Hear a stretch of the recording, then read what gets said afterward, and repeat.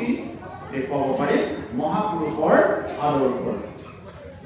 এতিয়া কথা হৈছে যে এটা জাতি আমাৰ উদ্বোধক প্ৰয়োজনাই সংক্ষেপে কেইটামান কথা কৈ গৈছে যে যি সময়ত কোনো সুসংসদৰ ব্যৱস্থা থকা নাছিল, কোনো তেনেধৰণৰ লিপি নাছিলে, কিন্তু মানুহে নামৰ ফলি লিখিছিলে, শিলত লিখিছিলে, হলেও মানুহে লিখিছিলে। অৰ্থাৎ মানুহে যিদিনাৰ পৰাই পোহৰৰ সন্ধান পায়, যিদিনাৰ পৰাই মানুহে সত্য কি সুন্দৰ কি তাৰ সন্ধান উলিয়াব পাৰে চেতনা লাভ কৰিলে, সেইদিনাৰ পৰাই মানুহে লিখিবলৈ আৰম্ভ কৰে। অৰ্থাৎ যেতিয়াই বৰ্ণৰ আৱিষ্কাৰ হ'ল, যেতিয়াৰ পৰাই শব্দৰ আৱিষ্কাৰ হ'ল, আৰু শব্দৰ লগে লগে যেতিয়া ভাষাৰ সৃষ্টি হ'ল, তাৰ লগে লগে মানুহৰ ভিতৰত সুন্দৰতম যিখিনি চিন্তা, সেই চিন্তাখিনি প্ৰকাশ কৰিব পৰাকে মানুহে য'ত যেনেকে সুবিধা সেইমতে তেওঁলোকে লিখিবলৈ আৰম্ভ কৰিলে।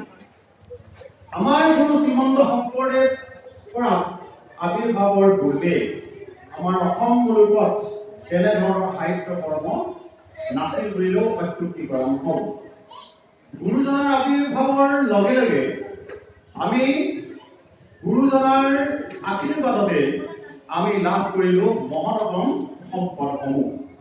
গুৰুজনাই যি শ্ৰেষ্ঠ সম্পদ আমাক দি থৈ গৈছে, কীৰ্তন ঘোষা, অতুলনীয় সম্পদ, য'ত বৈকুণ্ঠক নমাই আনিছে, য'ত শ্ৰেষ্ঠতম মানৱতাবাদক লিপিবদ্ধ কৰিছে। আৰু শ্ৰীমন্ত শংকৰদেৱৰ পদাংক অনুসৰণ কৰি মানৱ পুৰুষেও ঠিক তেনেকে নাম ঘোষা, ৰত্নাৱলী ঘোষা আমাক দি থৈ গৈছে। তাৰ যোগেদি আমি কি পাইছো? জ্ঞানৰ সন্ধান পাইছো, মানৱতাবাদ পাইছো, কেনেদৰে সুন্দৰ সমাজ পাতি মানুহ জীয়াই থাকিব লাগে আমি সন্ধান লাভ কৰিছো। গুৰুজনাই অফুৰন্ত সম্ভাৰ আমাক দি থৈ গৈছে। কাৰণ এটা জাতিক সম্ভ্ৰান্ত কৰিবৰ কাৰণে লিখনি অবিশ্ৰম ভাবি কিতাপ লাগিব, গ্ৰন্থ লাগিব। সেইবাবে তেখেতে আমাক গ্ৰন্থৰ ৰূপত সংস্কৃত, দুৰ্বোধ্য সংস্কৃত, এই সংস্কৃত যিসমূহ সেই সময়ৰ শিক্ষিত লোক আছিলে, সেই সময়ৰ শিক্ষিত লোকে বুজি পোৱা ভাষাত তেখেতে কিন্তু গ্ৰন্থ ৰচনা কৰা নাছিলে। সাধাৰণ স্ত্ৰী শুদ্ধ সকলোৱে বুজিব পৰাকৈ, শিক্ষিত অশিক্ষিত সকলো লোকে বুজিব পৰাকৈ সহজ সৰল ভাষাত, ব্ৰজাৱলী ভাষাত 14 শাস্ত্ৰ 18 পুৰাণ বেদ বেদান্ত তেখেতে মন্থন কৰি আমাক জ্ঞান দি থৈ গৈছে। আৰু সেই জ্ঞান আমি বিচাৰি চাৰিবেদ আমি এতিয়া চলা নকৰিলেও হ'ব। কীৰ্তন দশম যদি আমি পঢ়ো, নাম ঘোষাসমূহ যদি আমি পঢ়ো, বৰগীতসমূহ আমি গোৱাৰ লগে লগে বৰগীতৰ ভিতৰত থকা যি তাৎপৰ্য, তাৰ যি শ্ৰেষ্ঠতম জ্ঞান, সেই জ্ঞানসমূহ যদি আমি হৃদয়ংগম কৰিবলৈ চেষ্টা কৰো, বৰগীতসমূহত যদি কবিতাৰ আকাৰত যদি আমি লৈও, আমাৰ যদি কণ্ঠ সুলয় নহয়ও, আমি যদি কবিতাৰ আকাৰত সেই বৰগীতসমূহ পঢ়ি যাওঁ, তেতিয়াও আমি গুৰু ধৰ্ম আমি গম পাম, তেখেতৰ ধৰ্ম বস্তু কি আমি গম পাম। য'ত আছে কি সম্পূৰ্ণ বৈজ্ঞানিক ভিত্তিত প্ৰতিষ্ঠা কৰা এক শ্ৰেষ্ঠ মানৱতাবাদ। কি কৈছে? যেনেদৰে সূৰ্য আছে, সূৰ্যৰ পৰা সকলো গ্ৰহে পোহৰ লাভ কৰিছে। সূৰ্যসমূহ তেজস্বী নক্ষত্ৰ আমি নাই দেখা, সূৰ্যই সকলোকে আলোকিত কৰিছে। ঠিক তেনেদৰে কৃষ্ণ, এক দেৱ, এক ঈশ্বৰে সমগ্ৰ দেৱতা, সমগ্ৰ মানৱ জাতি, সমগ্ৰ জীৱকুলক পোহৰাই তুলিছে, সকলোকে তেওঁ ধাৰণ কৰিছে। এই যিটো সত্য, এইটো চাইণ্টিফিক কথা। যেনেদৰে আমি মুখেৰে খাওঁ, এখন মাত্ৰ মুখ, আমাৰ মুখ দুখন নহয়, তিনিখন নহয়, মাত্ৰ এখন মুখ, এখন মুখেৰে খোৱাৰ লগে লগে যেনেদৰে আমি হাতখনে শক্তি লাভ কৰো কাম কৰিবৰ কাৰণে, ভৰিকে শক্তি লাভ কৰো আমি খোজ কাঢ়িবৰ কাৰণে, দৌৰিবৰ কাৰণে, বিভিন্ন কাম সম্পাদন কৰিবৰ কাৰণে। সম্পূৰ্ণ বৈজ্ঞানিকভাৱে যেনেকে আমাৰ মানৱ দেহত বিভিন্ন অংগ প্ৰত্যংগ আছে, প্ৰতিটো অংগ প্ৰত্যংগই যেনেদৰে শক্তিবান হৈ উঠে, তদ্ৰূপ যদি এক ঈশ্বৰক আমি শৰণ লৈ আমি কৰ্মত নিবৃত্ত হওঁ, তেতিয়াহ'লে কি হ'ব? সেই ঈশ্বৰ সন্তুষ্ট হোৱা মানে সকলো দেৱতা সন্তুষ্ট হ'ব। আমাৰ দেহটোৰ ভিতৰত থকা যিমানবিলাক দেৱতা আছে, যদি আমি মুখ বৰত অন্ন এটা সমগ্ৰ দেৱতা সুস্থ হবৰ সমগ্ৰ দেশে সুন্দৰভাৱে চলিব। এই সুন্দৰ বৈজ্ঞানিক দৃষ্টিকোণ তেওঁ দি থৈ গৈছে। ইয়াত আজিলৈকে প্ৰত্যাহ্বান জনাব পৰা কোনো ধৰ্ম মতবাদ আজিলৈকে সৃষ্টি হোৱা নাই। শংকৰদেৱৰ ধৰ্মক লৈ আমি য'তেই নাযাওঁ কিয় সেই ধৰ্মৰ দৰ্শনত যদি আমি সুপ্ৰতিষ্ঠিত কৰিব পাৰোঁ তেতিয়া বিশ্বৰ যিকোনো প্ৰান্তৰ লোকে এই ধৰ্ম আলাপতে গ্ৰহণ কৰিব। আৰু আমাৰ গুৰুজনাৰ যি শ্ৰেষ্ঠতম সংস্কৃতি আছে এই শ্ৰেষ্ঠতম সংস্কৃতিক আঁকোৱালি ল'ব। কেৱল এটাই হেঙাৰ ভাষা। আমি অসমীয়াত তেওঁলোকক বুজাব নোৱাৰিম, একেবাৰে সত্য। ভাষা হৈছে এটা মাধ্যম। যি সময়ত গুৰুজনাৰ আবিৰ্ভাৱ হোৱা নাছিলে সেই সময়ত বিভিন্ন ডাইলেক্ট আছিলে, উপভাষা আছিলে।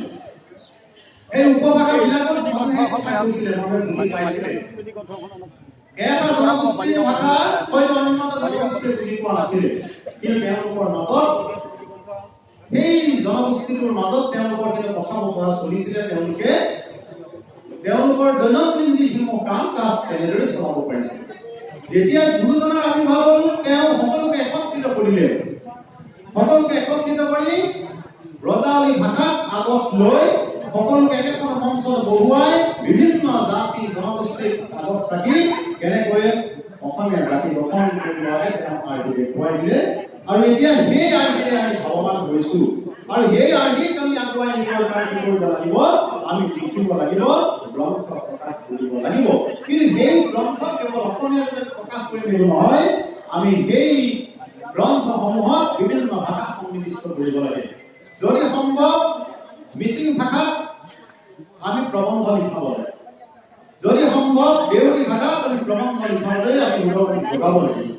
যদি সম্ভৱ আমি হিন্দী ভাষাত যেনেকৈ যেতিয়া প্ৰাদেশিক হয় মূলৰ অধিৱেশন হয়, যেনেকৈ আমি স্মৃতি গ্ৰন্থত সকলো ভাষাক সন্মান জনাই বিভিন্ন প্ৰবন্ধ থাকে, আমি জিলাই সেই ল'ব লাগে। পৰাপক্ষত আমাৰ জিলাখনত থকা সমূহ জনগোষ্ঠীক লগ লৈ সকলোৰে ভাষাত যাতে ন্যূনতম অকণমান আদৰণি কৰি এটা দুটাকৈ হ'লেও প্ৰবন্ধ আমি প্ৰতিষ্ঠিত কৰিব পাৰোঁ। আৰু সেইটো যদি সম্প্ৰীতি লিখিত ৰূপত প্ৰতিষ্ঠিত হ'ব। কেৱল যদি অসমীয়া ভাষাত আমি প্ৰবন্ধ লিখিছোঁ, কেৱল যদি অসমীয়া ভাষাত আমি কবিতা লিখিছোঁ, কেৱল যদি অসমীয়া ভাষাত আমি গল্প লিখিছোঁ, তাত ইংৰাজী যদি এটা প্ৰবন্ধ নাই, ইংৰাজীত যদি এটা কবিতা নাই, হিন্দীত যদি এটা তাত প্ৰবন্ধ নাই, বা মিচিং দেউৰী কছাৰীকা প্ৰমুখ কৰি বিভিন্ন যিবিলাক জনগোষ্ঠী আছে জনগোষ্ঠীৰ সেই ভাষাসমূহক ধৰি ৰাখিব পৰাকৈ যদি তাত আমি শিতান নাৰাখোঁ তেতিয়া আমাৰ স্মৃতি গ্ৰন্থখন নিশ্চয় অসম্পূৰ্ণ হ'ব। গতিকে পৰৱৰ্তী সময়ত ইয়াত কিমান দূৰ আগবাঢ়িছে মই গোটেই স্মৃতি গ্ৰন্থখন চোৱা নাই, কিন্তু আমি এইটো উদ্যোগ ল'ব লাগিব, আটাই উদ্যোগ ল'ব লাগিব তাকে সকলোকে আমি লিখিত ৰূপ দি আমি এক অসমীয়া হিচাপে আমি যাতে প্ৰতিভাত হ'ব পাৰোঁ। আমি এটা কথা আজিও দুখ কৰি আছোঁ, এইখন অসম, এই অসম ভূমিত যিখন অসমত মহাপুৰুষৰ আবিৰ্ভাৱ হৈছে, যিখন অসমত অদ্বিতীয় এজন গুৰুৰ আবিৰ্ভাৱ হৈছে, যিজন গুৰুৰ ফেৰ মাৰিব পৰা গুৰু বিশ্ব বিৰল। কিন্তু আটাইতকৈ দুখৰ কথা এইখন অসমত বিভিন্ন পূজা পাতল চলি আছে। এইখন অসমত অন্ধবিশ্বাসজনিত বিভিন্ন কাৰ্যকলাপ চলি আছে। এইখন অসমত আমাৰ হকে সন্ততিয়ে আমাৰ বিশ্বাসক কিন্তু আদৰি লোৱা নাই। হয়তো মই এক শৰণ গ্ৰহণ কৰিছোঁ, মোৰ পুত্ৰই গ্ৰহণ কৰা নাই। মই এক শৰণ লৈছোঁ, মই চুৰিয়া পিন্ধিছোঁ, পাঞ্জাবী পিন্ধিছোঁ, গুৰু আহিছে, আই আহিছে, আমি সেৱা লৈছোঁ, কিন্তু মোৰ সন্তানটো আগবাঢ়ি অহা নাই। আমি উদগনি তেওঁক দিয়া নাই, তেওঁক আমি উৎসাহ জনোৱা নাই, নাইবা তেওঁক ব্যাখ্যাও কৰি দিয়া নাই উপায় আগবাঢ়ি কৰিব লাগিব। হয়তো মোৰ পুত্ৰৰ মুচ আছে, মোৰ মুচ নাই, এইটো হ'ব নালাগিব। আদৰ্শ প্ৰতিষ্ঠিত হ'ব লাগিব। শ্ৰীমন্ত শংকৰদেৱ সংঘৰ যি ৰীতি নীতি আছে সেই ৰীতি নীতি আমি বাহিৰলৈ আগবঢ়াই নিয়াৰ পূৰ্বে আমাৰ পৰিয়ালৰ ভিতৰত, শ্ৰীমন্ত শংকৰদেৱ সংঘৰ পৰিয়ালৰ ভিতৰত আমাৰ শ্ৰীমন্ত শংকৰদেৱ সংঘৰ যি ৰীতি নীতি আছে, সংবিধান আছে, আমি 100% কি কৰিব লাগিব? প্ৰয়োগ কৰাৰ ব্যৱস্থা কৰিব লাগিব। তাৰ কাৰণে বিভিন্ন কৰ্মশালা হওক, তাৰ কাৰণে শ্ৰীমন্ত শংকৰদেৱ সংঘৰ অধিৱেশনৰ যোগেদি হওক, প্ৰাদেশিকৰ যোগেদি হওক, জিলা শাখাৰ অধিৱেশনৰ যোগেদি হওক, আঞ্চলিকৰ যোগেদি হওক ব্যৱস্থা গ্ৰহণ কৰি অহা হৈছে। এইটো নহয় যে ব্যৱস্থা গ্ৰহণ কৰি অহা নাই।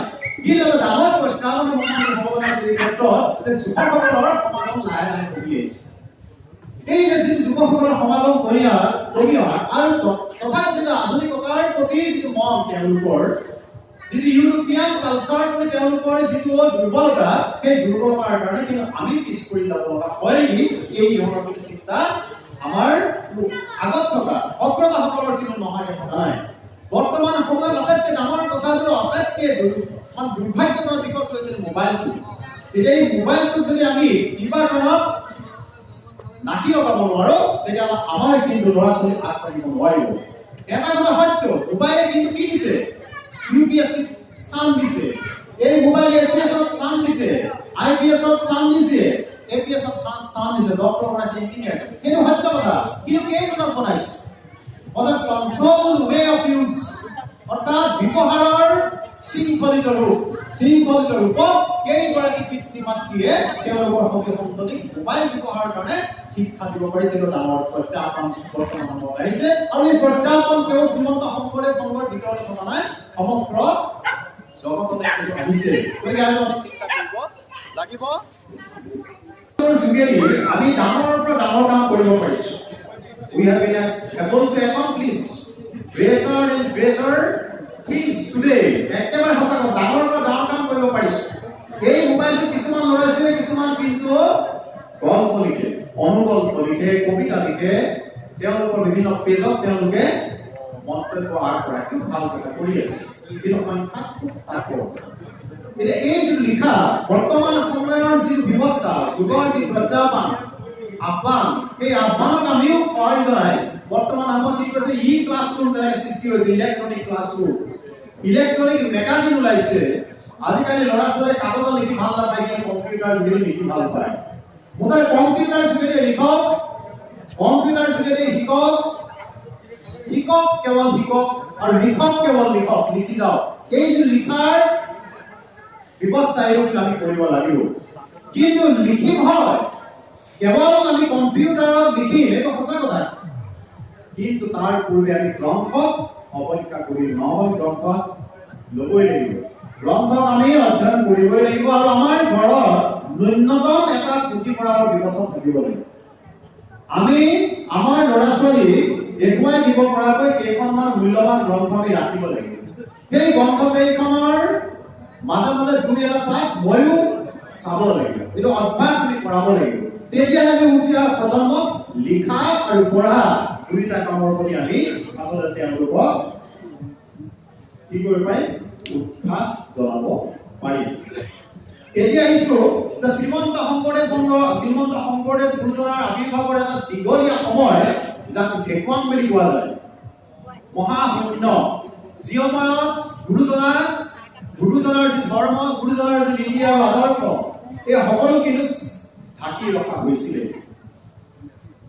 বহুদিন গুৰুজনা এটা পাচিৰ তলত ৰাখি থোৱাৰ দৰে ৰাখি থোৱা হৈছিল। পৰৱৰ্তী সময়ত যেতিয়া লক্ষ্মীনাথ বেজবৰুৱাৰ জন্ম হ'ল, লক্ষ্মীনাথ বেজবৰুৱা এটা অতিকে তাৎপৰ্যপূৰ্ণ দিশ, এজন মহান ব্যক্তি। আমি গুৰুজনাৰ কথা মনত ৰখাৰ লগে লগে এই মহান গুৰুজনাৰ কথাও কিন্তু লগে লগে আমি মনত ৰাখিব লাগিব, যিজন ব্যক্তিৰ আশীৰ্বাদত আজি অসমীয়া সাহিত্য সম্ভাৰ চহকী হৈছে। গুৰুজনাই আমাক অফুৰন্ত সম্ভাৰ দি গৈছে, আৰু অফুৰন্ত সম্ভাৰক আমি ৰাখি থলো। পৰৱৰ্তী সময়ত লক্ষ্মীনাথ বেজবৰুৱাই, যি সময়ত তেওঁৰ বয়স মাত্ৰ 19-20 বৰ্ষ, আৰু যি সময়ত উচ্চ শিক্ষাৰ কাৰণে অসমত কোনো বাতাবৰণ নাছিলে, যি সময়ত অসমীয়া মাধ্যমত আমাৰ দেউতাহঁতে, আমাৰ পিতৃ পিতামহে শিক্ষা লাভ কৰিবলৈ সুবিধা পোৱা নাছিলে, যি সময়ত চাৰিওফালে আছিল কেৱল ইংৰাজী আৰু ইংৰাজী, অৰ্থাৎ ব্ৰিটিছৰ সাম্ৰাজ্যবাদৰ আমি অধীনত আছিলোঁ, যি সময়ত আমি ইংৰাজী শিকিছিলো, আমি নহয়, মোৰ পিতৃ পিতামহে শিকিছিলে, আমাৰ পিতৃ পিতামহে ইংৰাজী শিকিছিলে। আৰু সেই মৰ্মে লক্ষ্মীনাথ বেজবৰুৱা, হেমচন্দ্ৰ গোস্বামী, চন্দ্ৰকুমাৰ আগৰৱালা প্ৰভৃতি সেই সময়ৰ ডেকাচাম ধাবিত হৈছিল কলিকতালৈ। আৰু সেই সময়ত কলিকতাত গৈ তেওঁলোকে কাৰ সংস্পৰ্শলৈ আহিছিলে বঙলা ভাষা আৰু সাহিত্যৰ লগত পৰিচিত হৈছিল এফালে বঙলা সাহিত্য আৰু সংস্কৃতি আৰু ইংৰাজী সংস্কৃতি আৰু ইংৰাজী সাহিত্য ইংৰাজী ভাষা তাত অসমীয়াৰ কোনো চিন মুকাম নাই কিন্তু সেই যে যুৱকজন লক্ষ্মীনাথ বেজবৰুৱা সঁচা অৰ্থত এজন অসমীয়া আছিলে যি নেকি বঙালীৰ মাজত থাকি ৰবীন্দ্ৰনাথ ঠাকুৰৰ পৰিয়ালৰ শ্ৰেষ্ঠ সাংস্কৃতিক ক্ষেত্ৰখনক দেখি শুনি নিজৰ ঘৰখনলৈ মনত পেলোৱা সেই ডেকাজন যিজন ডেকাই দেখিছিলে যে ইয়াত বঙালী সম্প্ৰদায়ে তেওঁলোকৰ ভাষাত এনেদৰে আগবাঢ়ি গৈছে তেওঁলোকৰ সংস্কৃতিক বঙালী সম্প্ৰদায়ে এনেদৰে তেওঁলোকে তুলি তালি ডাঙৰ দীঘল কৰিব বিচাৰিছে তাৰ বিপৰীতে আমি অসমীয়া কি কৰিছো আমাৰ একোৱেই নাই গতিকে তেওঁ কি কৰিলে অসমৰ যি অতীত বুৰঞ্জী অসমৰ অতীতত তেওঁ ভুমুকি মাৰিবৰ কাৰণে গুৰুজনাৰ আশ্ৰয় ল'লে আৰু গুৰুজনাৰ আশ্ৰয় এনেই লোৱা নাছিলে তেওঁ শিশু অৱস্থাৰে গুৰু পৰিচয় কৰিছিলে শিশু অৱস্থাৰ গুৰু পৰিচয় কেনেকৈ কৰিছিলে তেওঁৰ পিতৃ বা তেওঁৰ যিটো পৰিয়াল আছে পৰিয়ালত দৈনিক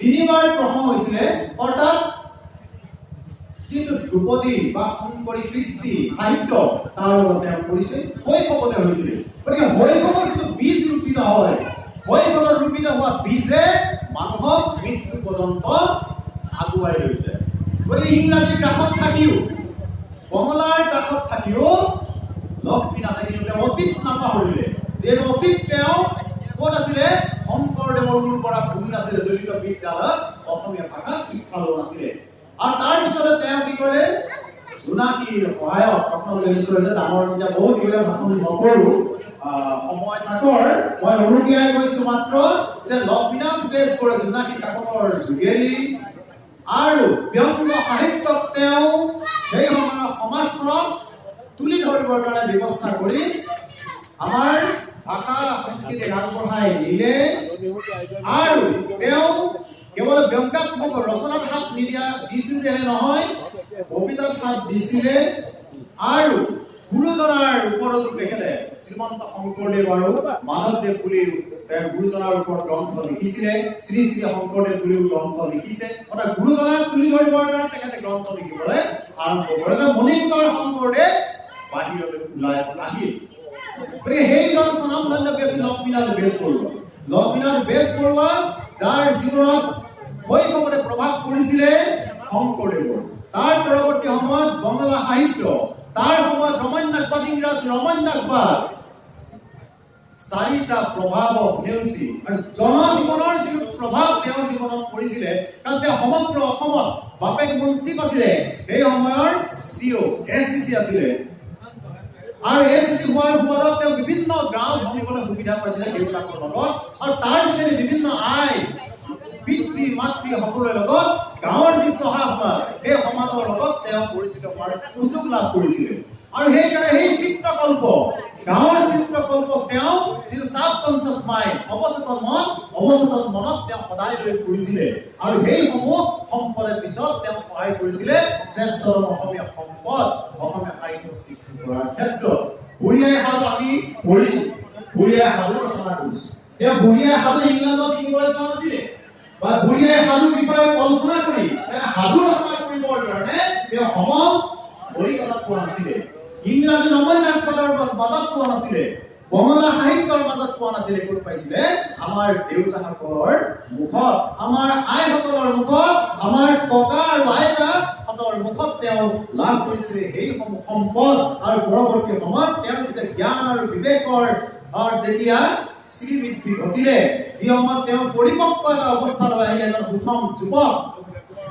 আৰু শ্ৰেষ্ঠ অসমীয়া হিচাপে তেওঁ প্ৰতিষ্ঠিত কৰিবৰ কাৰণে লগত হেমচন্দ্ৰ গোস্বামী আৰু তেনেদৰে কেৱলজন মনীষী সেই সময়ৰ যুৱকক লগত লৈ জোনাকী কাকতৰ যোগেদি অসমীয়া ভাষা সাধনী সভা বুলি এখন সভাও ৰচনা কৰিলে তাৰ লগে লগে অসমীয়া ভাষা সাহিত্য গিজাই উঠিবলৈ ধৰিলে আৰু শংকৰদেৱ অতীতক ভুমুকি মাৰি যেনেকৈ ৰমন্যাসবাদে অতীতক ভুমুকি মাৰে অতীতক আজৰি আনি ৰমন্যাসবাদে সংগ্ৰাম হৈছিলে তদ্ৰূপ শ্ৰীমন্ত আমাৰ লক্ষ্মীনাথ বেজবৰুৱা অতীতক আজৰি আনি অৰ্থাৎ গুৰু দুজনা কাজুৰি আনি শ্ৰেষ্ঠ অসমীয়া সম্পদত তেওঁ অৰিহণা যোগালে। এইখিনিকে ক'লো, গতিকে এইখিনিকে কথা ক'ব বিচাৰিছো।